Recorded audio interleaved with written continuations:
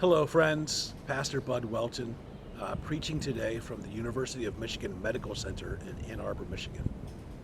This morning, I brought a friend down here to have surgery treating his Crohn's disease. I was walking through the hallway, and I'm looking at men and women of all ages carrying heavy, unbearable burdens. Some troubled by unknown illness or diseases running out of control, sudden injuries, and mounting costs of medical care had people walking wounded, desperate, and distressed, heavily burdened by life and feeling trapped by their circumstances. What things in your life have you feeling trapped? What burdens have you chained to your circumstances? Paul wrote Philippians to remind each and every one of us that we can be set free from the tyranny of our circumstances. We can find peace in the midst of our persecution. We can find deliverance from our troubles. Paul wrote this letter while he was imprisoned in Rome, effectively writing this letter from death row. And he wrote it to the church at Philippi to encourage them to remember that joy unchains us from the bondage of our circumstances. We can rejoice regardless of our circumstances because of Jesus. The first thing we notice in this incredible letter of joy is that we rejoice because of Christ's purpose.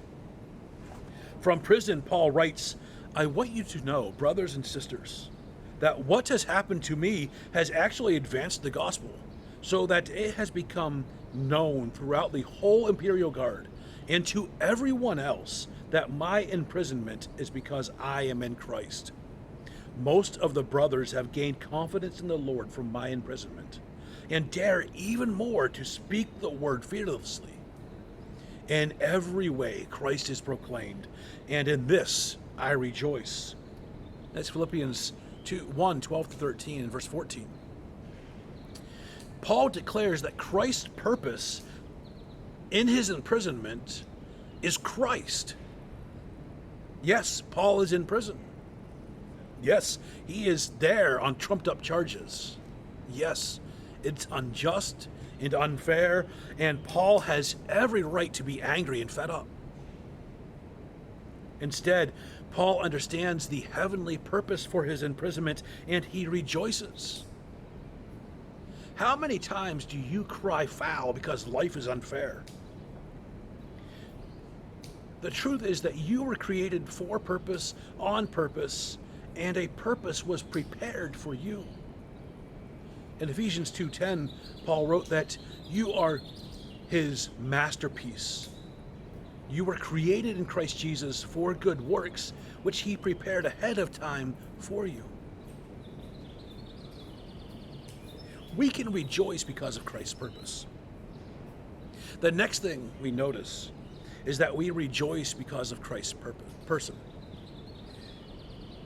It's fascinating, really, because Paul writes in Philippians chapter 2 that we should adopt the same attitude as Jesus. That Jesus, who existed in the form of God, did not think that was something to hold on to, but he instead emptied himself, taking on the form of a servant, the likeness of humanity. He humbled himself to obedience, even to obedience at the cross, where Jesus laid down his life for you and I. Jesus, God, became a person and gave himself to redeem us. It's fascinating, really, that we can rejoice because our sacrifice and our suffering reveal the sacrifice and suffering of Jesus. Because of who Jesus is and because of what he has done, Paul writes in Philippians 2:18 that you should also be glad and rejoice. Because of who Jesus is, we can rejoice. In fact, we've seen so far that we can rejoice because of Jesus' purpose. And we can rejoice because of Jesus' person. We can also rejoice because of Christ's peace. Joy is a funny thing. It really is. It's something more than happiness, and yet it looks so similar. Happiness is in every way chained to our circumstances. But joy is something more. Joy is an intentional attitude. It's a choice. It is a perspective. It is the way that we pursue and engage with the world. It's developed through practice over time, and joy can lead us through the darkest of valleys. The author of Hebrews writes in Hebrews 12:2 that Jesus even endured the cross because of joy. Paul makes a similar point here in Philippians chapter 4, verses 4 through 8. Rejoice in the Lord always. Again, I say, rejoice. Let your graciousness be known to everyone. The Lord is near. Hear that. The Lord is near. We can rejoice because of his purpose. We can rejoice because of his person. We can rejoice because of his peace, because he is near. Paul continues, don't worry about anything, but in everything, through prayer and petition with thanksgiving, present your requests to God, and the peace of God, which surpasses all understanding, will guard your heart and your minds in Christ Jesus. Brilliant, isn't it? We do not rejoice because of our circumstances.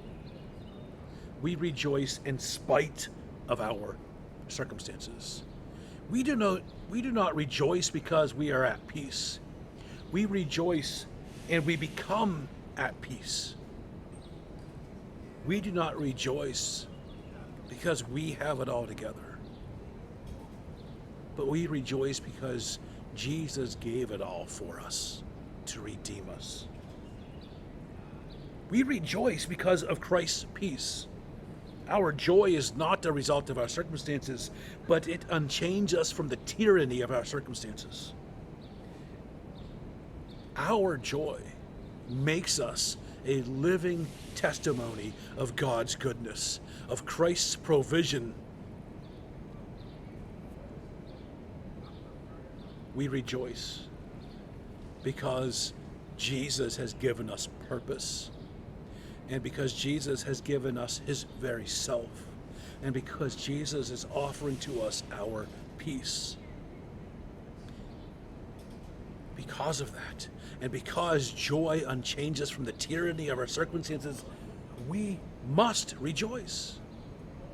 Because of Jesus, we must rejoice in all circumstances. Hey, I love you. God bless. Have a great day.